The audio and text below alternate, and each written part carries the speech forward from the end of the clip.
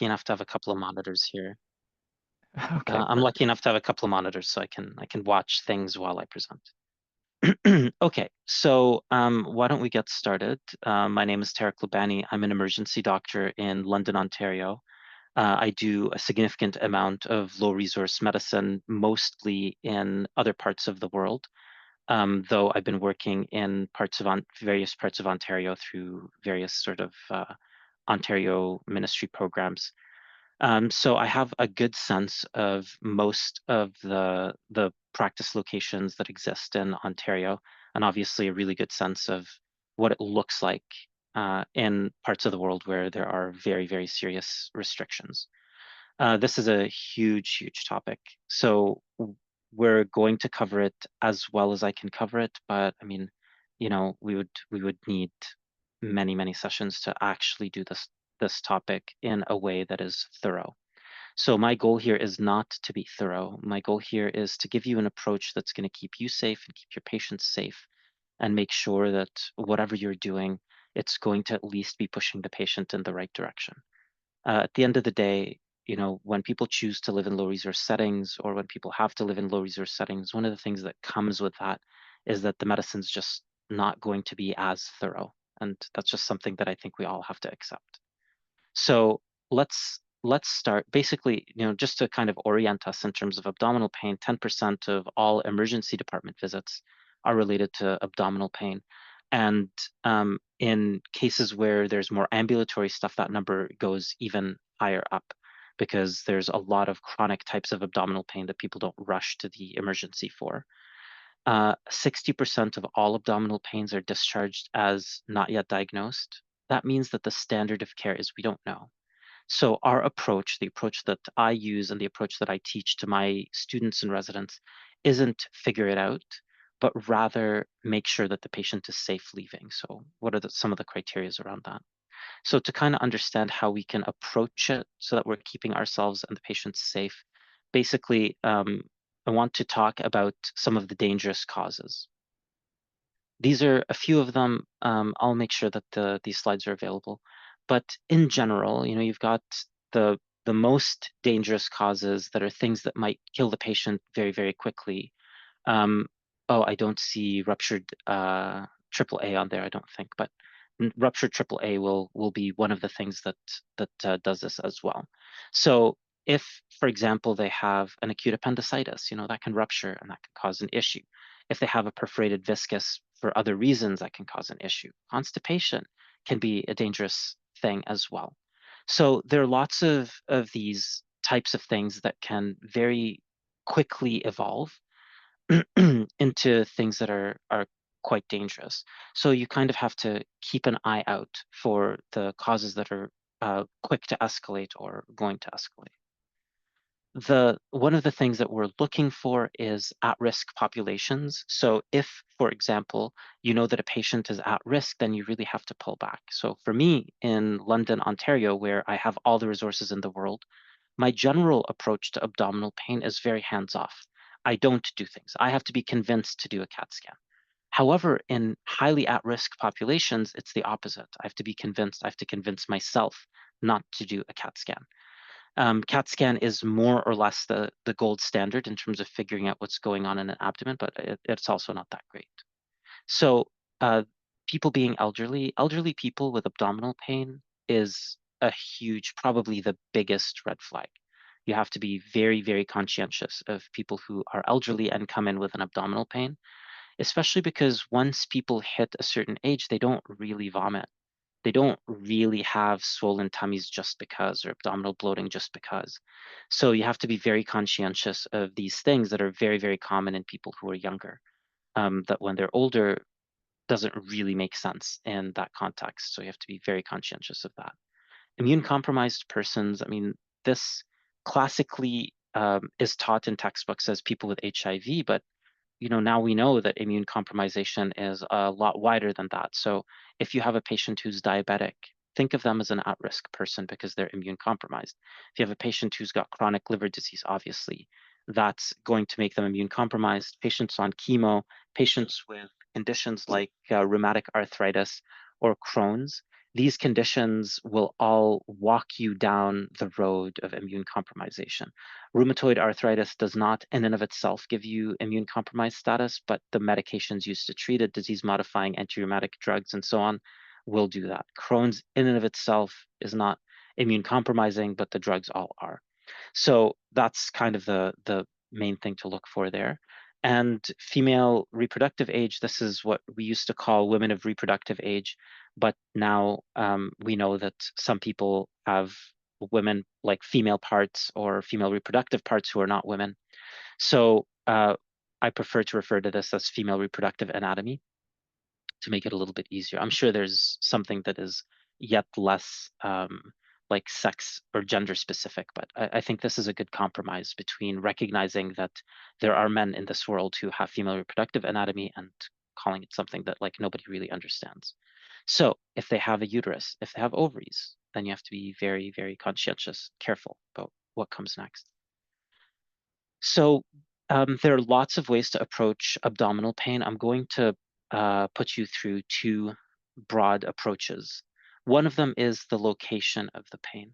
I don't really like this because any pain can come from anywhere. You can have an appendicitis that like shocks you because, you know, they had just some light left upper quadrant pain or something like that.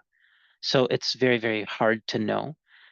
Classically, these things that I've put up on the screen are what we are expecting. So I'll go through them. I'll tell you which ones are also the um, the dangerous ones. These generally, I mean, unfortunately, essentially all of these, but a simple gastroenteritis are going to be dangerous to some extent. So diffuse pain, usually the patients are coming in and they're just telling you everything hurts, everything is bad, you know, it hurts everywhere. They're not able to pinpoint anything. And this is either an early something or a very late something or a middle something. So it's not really all that specific, is it? You know, it could be an early appendicitis, then you have pain everywhere. Appendicitis that ruptures, then you have pain everywhere. You know, an appendicitis at just the right time, that's right lower quadrant. But and it's very similar to lots of other things. But classically, the ones that are only ever diffuse will be things like sickle cell crisis. So in Black patients or patients who have sickle cell, and various kinds of mesenteric problems. So if there's a mesenteric ischemia, that tends to be very diffuse. If you have an intestinal obstruction, that can also be diffuse. It can also not be. It all depends. And then the last one here that's noted is if there's a dissecting or rupturing aneurysm. So you want to be conscientious. Of all of these on this list, the one that's going to kill your patient the fastest is ruptured aneurysm. So I think that's the main one to really think about out of that top box. Right upper quadrant pain, classically the big one that's kind of most dangerous is going to end up being something like, I would say of that list, pancreatitis or some of the cholecystitises. Pancreatitis, like 90% of the time, everything's cool. And 10% of the time, the patient is going to get very, very sick. And I think, I forget what exactly the number is, you know, will die from pancreatitis. The two big causes of pancreatitis are gallstones and alcohol. So those are the two really big ones in terms of the historic stuff that you're looking for. So stuff that's not dangerous on that list would be GERD, can be in the right upper quadrant, can be epigastric. And also, in general, you want to identify, but don't usually have to worry too much about the biliary colics unless they're there all the time. Biliary colic is a gallstone that's kind of getting stuck. Left upper quadrant, I'm just going to sort of highlight some of the ones that are different. In the left and right upper quadrant, you have to be thinking also about respiratory stuff. So that's where we'll talk about the importance of history. But your left upper quadrant, the only thing really that's there is your spleen. And in general, we don't deal with that many spleen issues. So you'd be quite forgiven by not catching a spleen problem. Right lower quadrant is the most classic. Very few people are going to miss a classic appendicitis. You know, you touch the right lower quadrant, it hurts. But there are things that are mimics that look like an appendicitis. An appendicitis, you have time, you have hours, you have days. You may not even have to treat it. There are now approaches for appendicitis that don't necessarily treat it surgically. But rupturing aneurysm does have to be treated and may look like an appendicitis. It may look like kidney stones too. A ectopic pregnancy very much may look like an appendicitis, very, very much. And I've been tricked by that before. So you have to be very conscientious about that. And of course, ovarian torsions. When you multiply being in a remote setting with the general sexism of the medical system, with the general racism of the medical system, coupled with the fact that in general, people who are remote tend to be from disadvantaged communities, the female anatomic, like reproductive anatomic problems are some of the biggest missed killers, and it's not excusable. No, you should never miss an ectopic pregnancy. You should really hardly ever miss an ovarian torsion. So these are things that should really not be missed. And then for left lower quadrant, the biggest one here, I think, to note might be the hernias. You tend to see a few more hernias. Left lower quadrant can also be a place of pain with some of the gonadal torsions in men, obviously in women too, but who have male, let me actually be consistent here, who have male reproductive anatomy like testes, because the left testicle's anatomy is such that if it torts, it can cause pain in the left lower quadrant. Okay, so that's the main approach is one of the main approaches here is basically geographic. The other is systems based. So I'm going to run very quickly through some of the systems based stuff that we can have. Oh, oopsie. Sorry, that is the wrong one. So in terms of gastrointestinal, the main ones that I want you to think about every time in the gastrointestinal system is, does this patient have appendicitis? That is common and somewhat dangerous. Does this patient have gastritis or gastroenteritis? That is not very dangerous, but it's very, very common. Does this patient have pancreatitis? Pancreatitis is usually okay, but can be very dangerous. These are ones where classically you see a drunk who comes into the emergency and you're like, oh, it's this drunk who I've seen a million times before. Our own internal biases are deeply at work because we've seen these patients with pancreatitis repeatedly. We decide not to do blood work. We decide not to do a fresh history. We decide not to do a physical exam. We dismiss these patients, even though they are usually telling us that something has changed. And then it turns out that they do have maybe an alcoholic pancreatitis, but it has changed. I find it less common to miss gallstone pancreatitis, but I do find it quite common to miss severe alcoholic pancreatitis. So just keep that in mind. You know, our internal biases are always at work. I have them, you have them, we all have them. And alcoholic pancreatitis is a good example of how that kills patients. Genitourinary is basically the big ones are renal colic. Now, if your patient has renal colic, they will have 10 out of 10 pain. And that pain is usually not associated with danger. Pain and danger aren't always together. And so you have to distinguish between a renal colic that's dangerous and a renal colic that's not. Gonadal torsion is another one, of course, ruptured ectopic. In terms of vascular, basically, the biggest thing there is thinking of aneurysms and thinking of ruptures. If you do everything perfectly, 25% of your patients will die. 45% of patients who make it to the OR will die. So a lot of people are dying with these ruptured aneurysms. They are very, very, very dangerous. And the biggest reason, obviously, they feel like other things. And so patients ignore them. They come in late. We don't know what's going on. We don't think of it. We get to it late. These are the big things. Intestinal obstruction, perforated viscous. I put these in a separate category, even though technically these are usually gastrointestinal.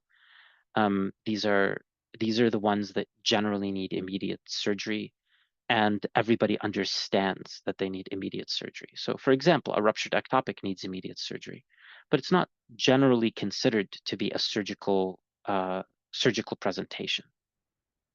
Instead, these surgical presentations are typically the ones where you tap on the tummy, there's guarding, and all that stuff.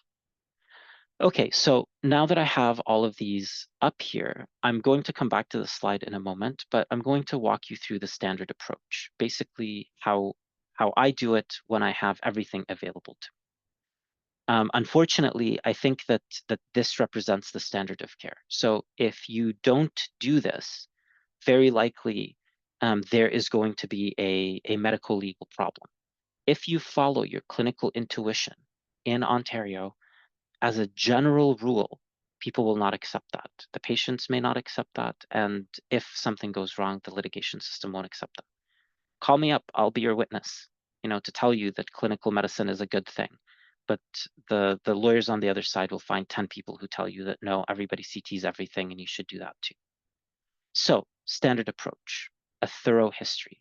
And like I truly, truly want to emphasize this point, the history, even before touching the patient, will often tell you what's going on. Yes, you can be tricked. Yes, when you do solid clinical medicine, you can be surprised. That's why we have diagnostics. That's why we have specialists. That's why we have referrals. But as a general rule, having a good ground game will get you 98% of the way there. So have a good ground game, a thorough history on every patient, a thorough physical on every patient, blood work in virtually all cases when available to you. If you read any textbook on abdominal pain, it'll tell you that the white count is not helpful because the white count can mislead you. Well, yeah, the white count can mislead you. Of course it can.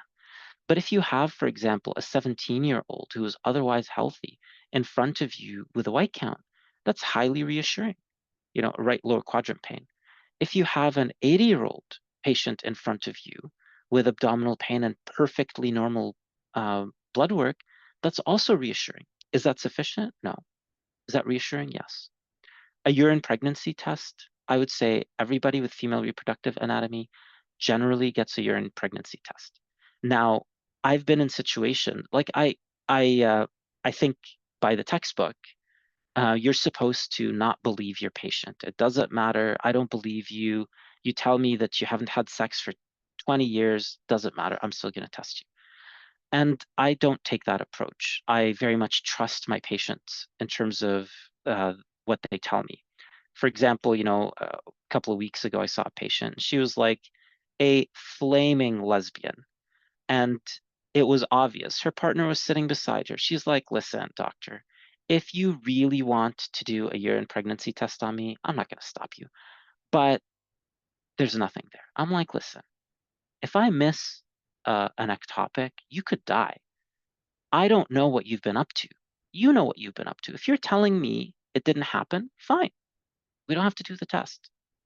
But if there's any doubt or any consideration, I'm happy to do the test. She was like, no, and I didn't feel like sometimes you get the feeling the partner's there. That's why sometimes if I get any sense like that, I eject the partner and then ask privately, or I just do the test anyway. But it was just so clear that like this is not something that I needed to worry about. The patient, I think, was trustworthy. Like it's okay. It's okay to trust your patients. I don't know how much experience you guys have in point of care ultrasound, but I think you should consider that to be an emerging standard of care on all patients with abdominal pain. It's not, um, when I use point of care ultrasound, like at this point, I actually carry my own ultrasound around, which is a like Chinese semi-generic type version. It's not one of these butterflies or like the American brands. It's excellent. It's very good. And it helps guide me. If, for example, I take a look in the abdomen, I see free fluid, well, I start I prioritize that patient differently from if everything looked okay. Obviously, it's the only way to rule out abdominal aneurysms. So really, truly, if you're providing care and you're the only person a patient will see, figure out how to look at the aorta. It's not that hard. I'm happy to train people on that. I think it's really uh, important. Before, like I started practice before there was point of care ultrasound, and you used to do things like you put your hand over the midline and see if there's pulsations and move it to the side. It's okay, like that's not terrible, but it has to be really bad for you to catch it clinically that way. And then the other standard of care, at the moment, I hate to say it, I think the emerging standard of care for these abdominal pains is becoming spiral CT imaging in Ontario, and that's different in other provinces. But in Ontario, this is unfortunately the emerging standard of care in any center with a CT. But you can get a lot of information off of an X-ray flat plate too. The X-ray flat plate is more, you'd be very, very hard pressed. Somebody gives you any history that even mildly smells of obstruction, and you don't get a flat plate if it's available to you. So this is kind of the standard approach. Now, the modifications that I make in clinical practice, I never do a less thorough history. Please do a thorough history. It is very important to do a thorough history. You can never be in a resource situation so low you can't do a thorough history. Same with a physical. Lay your hands on the patient. You'll get a lot of information from that. Distracting the patient is especially useful when you're wondering if they're exaggerating or things like that. Be conscientious. Patients do exaggerate, absolutely 100%. However, if you were to take a Black patient and a white patient, people would report exaggeration, and they had the same presentation. People would report exaggeration in the Black patient at a much higher rate. So use your physical to help you determine what you're looking at, where you're looking. Use it also to kind of help you triage. Okay, this person is more sick or less sick, but always run it through the am I racist filter. And I always do that. If I see that a patient is a person who's traditionally marginalized, Black, Indigenous, person of color, et cetera, then I'm very mindful about using that particular maneuver to diminish sort of the severity of the patient's pain. Doesn't mean that they're not exaggerating. I mean, Black people exaggerate too, we all do. But because there is this racism multiplier, it's just something to be conscientious of. And a lot of people have had their symptoms dismissed, especially in something like abdominal pain, where we know there's a high rate of people coming in with stuff that's not serious. Blood work in virtually all cases. I mean, I think by now almost everybody has a CBC available to them. Throw a CBC off, unless this is the most classic gastroenteritis history you've ever heard. Throw a CBC off. If you're at all worried, if they're in a risk category, it is not excusable to not throw a CBC off. So unless your center absolutely has no blood work, I would say this is probably something that should happen in definitely all cases with risk, even in remote settings, but in really almost any center. Urine pregnancy test, absolutely, that really has to happen. Remember, here's a test where you can single-handedly counteract your own sexist tendencies as a clinician. Like, we ignore women, we dismiss their pain. I don't know how many times I've kind of rolled my eyes and thought, oh yeah, it's an ovarian cyst and she's not handling it well. So this is something to also be very conscientious of. If they're pregnant and they have abdominal pain, you have a problem, and you have to prove that you don't have a problem. So pregnancy plus abdominal pain is ruptured ectopic until proven otherwise, period. That is it. You'll kill the child, you'll kill the woman. I mean, if it's ruptured ectopic, the fetus is gone. You will kill that woman if you do not detect a ruptured ectopic. Point of care ultrasound is something that almost certainly becomes more valuable in remote settings, but I recognize that it's often not available. If you're the kind of person who practices enough and has some confidence in your point of care skills, just reach out to me. I'm happy to point you to the ultrasound that I got, which has no subscription, which is pretty good, works on any phone, stuff like that. And the X-ray flat plate, I think, if it's available to you in most of these cases, you probably have to do some flat plates just to see what exactly you're looking at. Obviously, spiral CT, spiral imaging or CT is something that disappears very, very quickly when you're in any kind of remote setting, and that's okay. That's okay. CTs are okay, but in any case, they're not going to change the way that we approach things. Okay, so this just talking a little bit about some very high yield history questions. These are all targeting the red flags. How old are you? Because age is a risk. How long have you had the pain? It turns out that chronic pain is is going to be far less dangerous usually than pain that has been there for a short period of time. Be careful, this can trick you. But the way I think about this is, if somebody comes into the emergency and they tell me, they're functionally telling me, like, my house is on fire. And so if somebody tells me my house is on fire, I'm going to run around and try to figure it out. If somebody tells me my house has been on fire for 3 months, okay, that might be true, but it's not quite the same thing that I need to worry about as if the house has been on fire for three minutes or 30 minutes. Have you ever had abdominal surgery? Abdominal surgery is a big risk factor. I decided not to include it in the super high risk factors like age, immune status, and female reproductive organs, but it is a risk factor. I mean, it's a risk factor for problems. It's not necessarily a risk factor for bad outcomes. Is the pain constant or intermittent? Here in this particular slide, it says constant pain is worse. But having said that, it just kind of helps point you in various directions. I mean, I don't know, like a ruptured ectopic, a ruptured appendicitis, a ruptured probably ectopic and a ruptured aneurysm can all have periods of almost no pain. So you got to be conscientious about dismissing it just on the basis of constant or not, but it's still a good piece of history.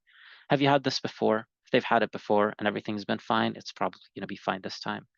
And then if they have active cancer, if they have lots of kidney failure, if they have gallstones, if they have IBD, then you have to be very conscientious. Like, for example, somebody with Crohn's who comes in may well have a fistula, may well have an abscess, may well have a lot of things that other people don't. Immune status, as we had talked about earlier, how much alcohol they drink, because that impacts some of the organs, pregnancy, which we talked about already, antibiotics or steroids, which again impact the immune status, and where the pain is, and then vascular diseases so that you can get the ischemic causes. Okay, I'm going to go backwards a few slides here to some of the important causes of pain, and then we're going to close in about 5 minutes and open for about 25 minutes of questions. Basically, if you think about how to approach all of this, your goal as a clinician is to get patients through some of these important causes of pain and get them out safely. When you see a patient, and I know I've said this before, a thorough history. The reason a thorough history is something that gets left behind is because it's hard work. It's the same reason, when I did basketball in high school, like, nobody wanted us to learn how to dunk. They wanted us to learn how to dribble. And and that's exactly what is called for. So thorough histories are hard. The basics are hard. A good ground game is hard, but that's exactly what we need to do. So to kind of go through it, when you're talking to people, if you're wondering about appendicitis, classically, it's going to be somebody who tells you it started more or less diffusely and went down into one spot, right lower quadrant. It can sometimes go to the left. If they're pregnant, it can go to the mid quadrant or even the right upper quadrant. But appendicitis is something that you're generally watching for. If they have anorexia, that is to say that they can't eat, and they have pain and they have fever, I mean, that's the triad. That's appendicitis. If that's the case on the left side well, that's diverticulitis. And you can proceed to figure out treatment almost just on that basis, though the blood work is very helpful. For gastritis and gastroenteritis, these are usually in my world historic. So it's only really the history. I rarely feel I need to touch the patient with these particular presentations. It's almost always epigastric pain. And the biggest, for me, red flag in these is if they have coffee grounds emesis, or if they have frank red blood coming out of the anus. So if you're bleeding briskly, then it's going to be bright red blood from the bum. It's going to look like a lower GI bleed for all intents and purposes, but they'll tell you I have an epigastric pain. Be very, very conscientious, because lower GI bleeds, we're pretty chill about those. Upper GI bleeds, by the time it's bright red blood coming out the bum, but coming from the upper GI, that is a very, very serious bleed. So if you think that they have a peptic ulcer disease and you're seeing even hematochezia, so frank red blood is a huge, huge, huge red flag. But even if you're seeing hematochezia, it's like some blood mixed in with stool, then be very conscientious. Usually those are the kinds of people where I'll keep them around for a few hours, make sure things are okay, maybe repeat the blood work, repeat the hemoglobin. Hemoglobin can be tricky because you can bleed an awful lot. I haven't really talked about the bleeds in this, the gastrointestinal bleeds in this presentation, because they tend not to be, they tend to be easy to find and hard to miss. Somebody comes in, they're shitting blood, like, yeah, I got to do something about that. So I haven't really focused on that. There aren't many pitfalls there. Okay, I lost that specific train of thought. I'll come back to it if I recall it for the gastroenteritises. Okay, pancreatitis, again, I had a patient about a year ago die of pancreatitis. He looked like he was going to be okay. Everything looked fine. I sent him home with proper instructions. He came back the next day. He was terrible and went on to die. It's devastating, especially when I'd seen the last 100 pancreatitis I'd seen before that had all been just totally fine. So you have to respect the pancreas. You have to really respect that the pancreas is something that usually does well, but sometimes does badly. The biggest ones, again, are pain out of proportion and fever. They've got a pancreatitis and a fever, start thinking, hey, maybe I'm missing something. You probably need a CT. A CT will tell you there are basically various kinds of scorings. And one of the ones that I use mixes a little bit of blood work with the CT and looks for the amount of necrosis found on CT. So it's a tough one that way. Genitourinary, basically for renal colic, again, the big red flags are, do they have renal colic plus fever? If they have renal colic plus fever, this patient is going to die unless you do something about it because they have septic stones. They have septic stones, they're going to die. And so well, I mean, okay, I'm being a little bit hyperbolic. Not necessarily going to die, but they're going to get very, very sick very, very quickly and are at high risk of death. So you got to get right on top of that one. In a rural setting, that means basically if you know that they have renal colic for some reason, plus they now have a fever, then start them on antibiotics early and get them moving as quickly as possible. Gonadal torsions, female or male reproductive anatomy, the pain is so exquisite that the main reason we don't catch these is, well, firstly, we always catch, not always, but like we're much more likely to catch male testicular torsion. The biggest barrier to catching male testicular torsion tends to be if it's referred, not direct, tends to be if it's in little kids where they can't tell you what's going on, and tends to be because they present late. So those are the main reasons. However, like I jokingly say to my triage nurses, if anybody comes in with any testicular complaint, like that's a CTAS1. Why is that? Because I'm a man. I've had testicular pain. And so I empathize, whereas I'm not a woman. And so I, especially doing the training, have that latent sexism. Gonadal torsions in people with female reproductive anatomy get missed. They're hard to see, yes, but they get missed because we don't think about them, because we think women are being hysterical, because we ignore them. So just be very much on point there. Gonadal torsions are pain deeply out of proportion. And so think of the patient who you've seen with the most pain writhing around in the bed. That's what it looks like. These ones can also be tricky if they're off and on. Aortic aneurysm, I would say that the standard of care for ruptured aortic aneurysms is to miss them. They are very hard to spot properly. The only way to consistently not miss them is to consistently use point of care ultrasound. That is an emerging standard in academic centers. That's not yet an emerging standard in the periphery.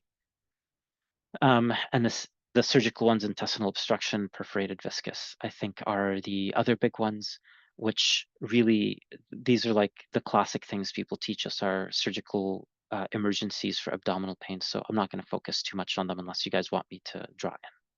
So I'm going to close. I know this is a huge topic. There is simply no way to cover it all. You can keep yourself and your patients safe by doing a thorough history, doing a thorough physical, and trusting your patients that, yes, patients exaggerate. Yes, we get hard and die inside a little bit as our careers age, but generally patients are being honest with us. Generally, they're expressing their what's really happening. And then the last thing, just a gentle reminder at all times, I'm a little racist, I'm a little sexist, I'm a little all of these things. I know that. And I'm working on it all the time. These are bugs. We all have bugs. Work on your bugs and try to make sure that they don't find their way into your patients. Okay. Um, I'm going to stop there and we'll start covering questions. I know the topic is wide. That's why I've left also a lot of time for questions here. And I hope at least the approach will help you move forward.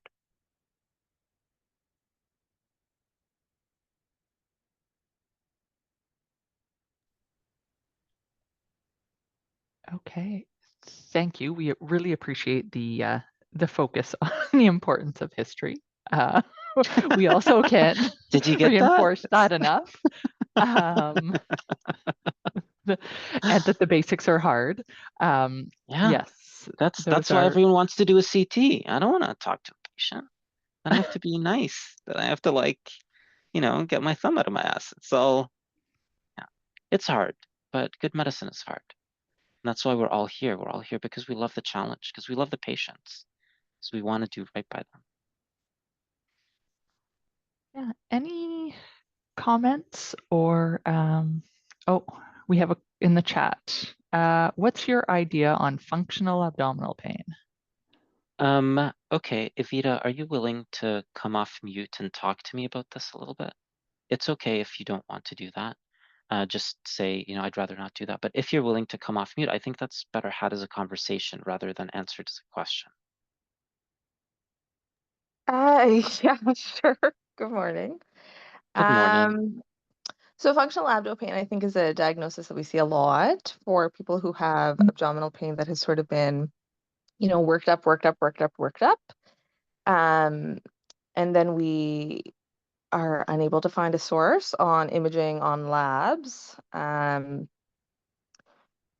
then I think, we sort of get stuck there because we don't really know how to proceed, right? And when we say imaging, like that includes some of your more complex tests, like your HETA scans and, all sorts of CTs and ultrasounds and everything, scopes, GI referrals, GI specialists, all of those sorts of things. But we have patients who present quite frequently with sort of recurrent or chronic abdominal pain.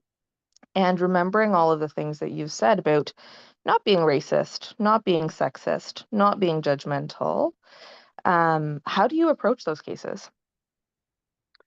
Yeah, I mean, those are difficult, very difficult cases. Basically, for me, an abdominal pain is never functional. I never write that as a diagnosis, as a personal mental check against my own bias against functional abdominal pain. So I always write abdo pain NYD, not yet diagnosed. Um, what is functional pain? Functional pain essentially is a worked up abdo pain NYD, but nobody just has pain. The pain is coming from somewhere. And the idea of functional pain at its purest is that this is a pain that is manifesting physically that may or may not have an actual physical root or a dangerous physical root. And and the treatments for functional pain, when you look at the studies around them, they all involve multimodality approaches. Like, for example, especially women with childhood sexual abuse have high rates of functional pain. A person who's had a sexual assault of any gender is much more likely to have functional abdominal pain in the coming years. So clearly, you're not going to be able to uh, get that gone with a CT scan and some Advil and Tylenol. You have to do the psychological stuff.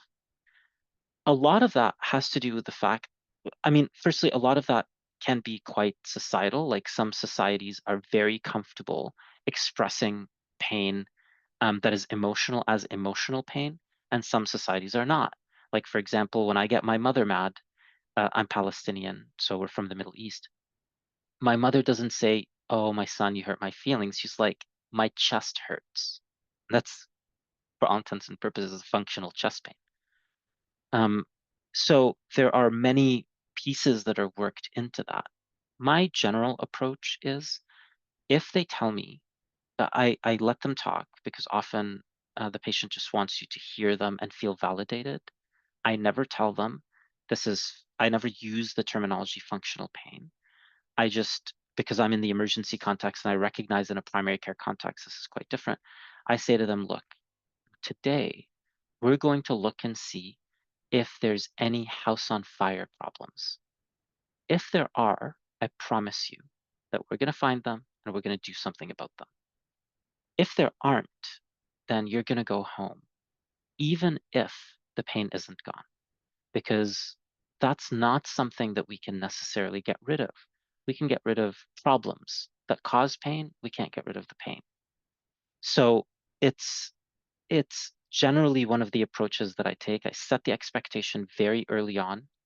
If it's a patient who I know personally and I've seen them 10,000 times, I'll tell them, listen, you know, uh, I'll I'll be honest, in my practice, it does tend to be women who come in with functional abdominal pain, but there are a few men there too. So, listen, Jane or whatever, um,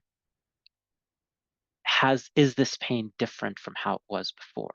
And I find that very few of my patients lie to me when I ask them that question, that point blank, because often they're not there because they want more stuff done. They're there because they're in pain and they want the pain gone. And they're not necessarily interested in being overworked up.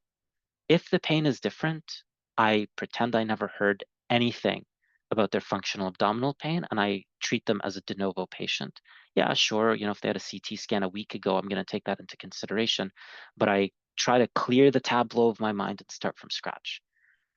If they say no, it's the same, then again, I do expectation setting where if you've had this pain for 3 months or if you had this pain for 3 years, we're probably not going to fix it today.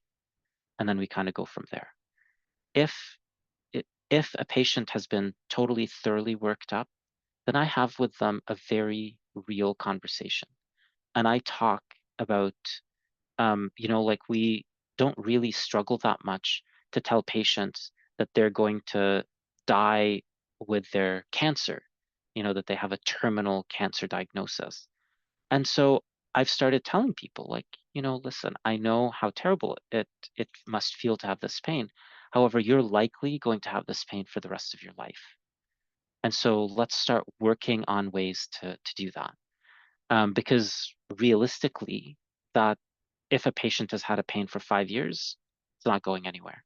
If it hasn't been diagnosed in the first 6 months, it's probably not going to get diagnosed. I try to push them towards alternative therapies they may be interested in that are not risky and not expensive. And I try to push them away from Hail Mary therapies. There's a clinic in Cincinnati. I heard about a stem cell therapy in Mexico, all that stuff. I try to push them away from that. Okay. Um, I see you went back on mute. Does that kind of address like in your experiences, do you want to talk about a specific case to kind of walk through it a little bit more, or does that give you a good general approach, do you think? No, I think that's a good reminder. And also considering, I think, a lot of the realities and the traumas that a lot of our patients have experienced, right? And so also recognizing that there might be um, other aspects of their life that could be contributing to their pain. And I think the example that you shared of your mom saying, my chest hurts when you make her upset, I think is a really good example of that. So, nope, that helps. Thanks so much. It was a great talk. Yeah, thank you. Yeah, I mean, I have like some mnemonics that I've kind of started to think of in terms of somatization. Somatization is very, very tricky. Um, I don't want to stay too much time on it because there's just so many other abdominal pain things, but like somatization is something that I've been thinking about deeply for quite literally years because I come from a somatizing society. Like in my society, as I'd mentioned with my parents, there's a lot of somatization. There's a lot of um, like what when I practice in the Gaza Strip, which is where I practiced for quite some time, there would be people who come in who obviously had some kind of psychiatric issue that was manifesting. by them, functionally pretending to be unconscious or something like that. So it's something that I've really, really thought of, and as a very, very quick and dirty way of thinking about somatization. Generally, I think of it as if the culture has, in general, a lot of chest hair, probably there's a significant amount of somatization. So the cultures that kind of come to mind, Arabs, for example, I mean, I could pull down my shirt for you to prove this point, but Arabs, Italians, people who are kind of along that particular line tend to have a lot of somatization. And if you sort of think about it that way, then when you hit into that, it's not that you ignore patients who are somatizing, it's that you can start to contextualize their somatization and maybe start to address some of the root causes. Somatization is like a smoke screen. It doesn't make my job easier. It makes my job much, much harder because now I have to try to look inside the dangerous causes through this gap. When I'm asking a patient, how much pain do you have? And they say to me, too much pain, too much pain. 17 out of 10. I mean, like, what am I supposed to do with that? I have to now walk through that smoke screen. I have to take apart my own personal biases, including my personal upbringing, so that I can now understand what's going on. So for me personally, my understanding of somatization causes me to go slower, not faster on these patients. And I think that's probably the right approach for it. Thanks so much. Okay, other questions? Walk away from the functional aspect here. That was great. Any other questions? Any comments?